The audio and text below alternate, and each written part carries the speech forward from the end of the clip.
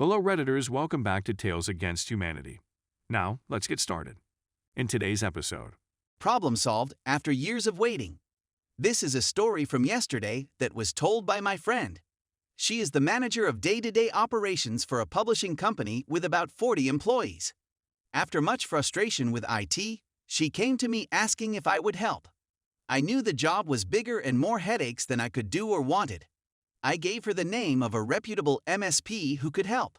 It has been a hard process to get information for the small IT team that claims to be knowledgeable and very security-oriented. They guard their server room and work area like they are protecting gold in Fort Knox. The poo-poo on every tech suggestion or request claiming it is a security risk. They have no secret or special content to protect. Just normal business operations. However, even the non-IT people in the company know they are a complete joke. The MSP has been working on the project over the past 6 months and slowly tackling items that need to be addressed. They have encountered so much ROM that it could fill a book, but yesterday was a gem, so amazing that I had to share. MSP. I am here today to do a few server tasks and will start with the server nobody has been able to access for the past 3 years. Friend/manager. That would be great since it holds older projects and publications we would like to access. MSP 10 minutes later. I fixed the problem. Friend/manager. What needed to be done? MSP. It was turned off. The IT staff have been there forever and are friends with the owner who wants to keep them and believes they are some of the best in the business. The MSP said there are Linux boxes there that are 15+ years running low-budget hardware, and many have not seen OS or security updates in years. Story 2. Just because your card is in the card reader, it doesn't mean you're using the card. This is one frustrating call I had several years ago. I will be the first to admit, I may have been a bit unprofessional at the end of the call. I was a system administrator for System B. System B is a module of System A and is dependent on Systema for authentication. Systema has 2 ways you can authenticate: card plus PIN or username plus password. If System B gets desynchronized from System A, then you need to make sure both authentication methods work for System A before resynchronizing the account by resetting the password in System B. At this point, it will function similar to single sign-on, where you can run the System B module in System A, and the process is seamless to the end user. I had a user who was failing to authenticate in System B before we went through a reset. I needed to make sure Systema was working with both authentication methods. I was 99% sure she was able to authenticate with username plus password, but that her card plus PIN was messed up and would need to be fixed first. This is the conversation to verify this. Me. How do you normally log into System A? Do you use a name and password? Or do you use your card with a PIN number? Note: I intentionally say PIN number so that the customer hears the word number and knows it's not a password. I type in the name and password and also use my card. Me. So you go back and forth between the password and the number. No, the card is in the machine. Me. That doesn't mean you're using it to authenticate. I need you to log in with the card to verify you can log into Systema with the card. My card is in the machine. Me. I get that, but I need you to click on Login with Smart Card and type in your PIN to log in to make sure that it works. I am logged in and my card is in the machine. Me. I understand, but right now you're logged in with the username and password. You're logged into the computer with your card, but not System A. I need you to log out of System A and select Login with Smart Card so you can log into Systema with the card. But I know it works because I'm already logged into Systema with my card. Me. Oh, you typed in your PIN number. No, I typed in my password. Me. That's not the card. I need to see if the card works. Please log out, select the card option, and type in your PIN number. Okay, I logged out. I made sure the card is in, and I typed in my username and password. Me. That's not logging into the system with your card. I don't remember exactly what happened after that. For a while, we were stuck in a loop, where I was getting louder and more frustrated every time through the loop.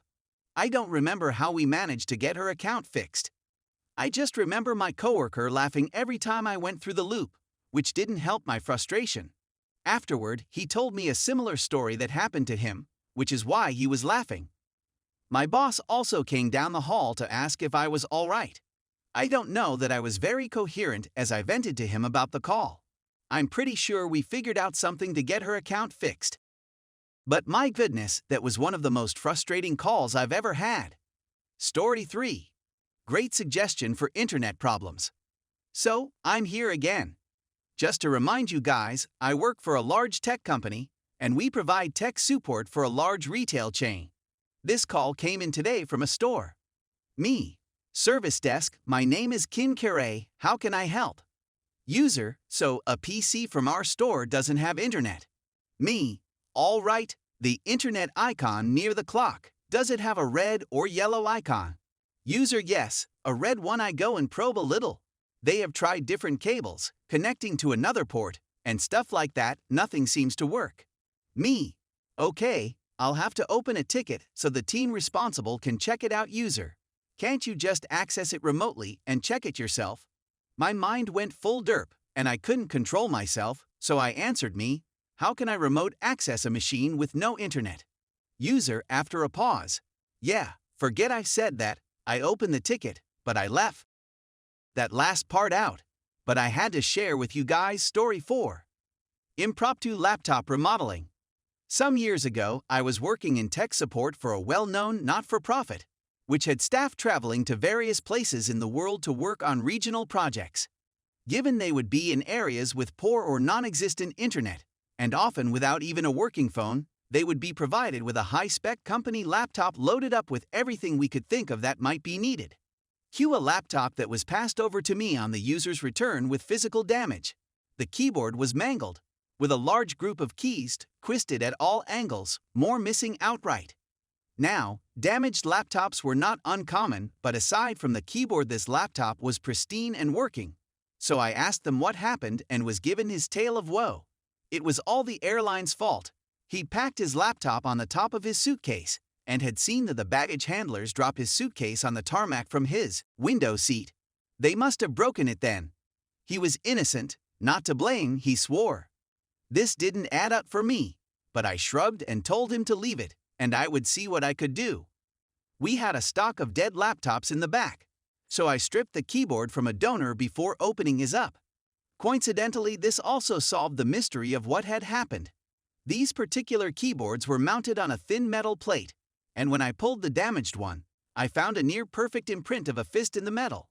Knuckles, fingers, mangled keycaps. The user's rather distinctive custom wedding ring. You could have made a cast with it, it was so clear. A burst of laughter later, and I found myself recounting events to the rest of the team. Q propping up the mangled keyboard, fist side out, at his eye level next to my desk in a location where he had to look at it while facing me, before calling the user to come and collect his laptop. His expression when he saw it was treasure. Keeping him trapped there for 20 minutes or more while I made inane small talk and ran through exhaustive checks on his repaired laptop, without ever once saying a word about his handiwork. Making sure to not even glance at it, all the while with a big, friendly smile, radiating innocence and good cheer as he desperately tried to stop himself from seeing it. That was priceless. The rest of the support staff was cracking up at this point and did a bad job of hiding it, so he became more and more nervous. The finale was when the CIO strolled past, paused, looked things over and hissed quietly, before walking off and chuckling. The user's kit was always maintained in full working order after that.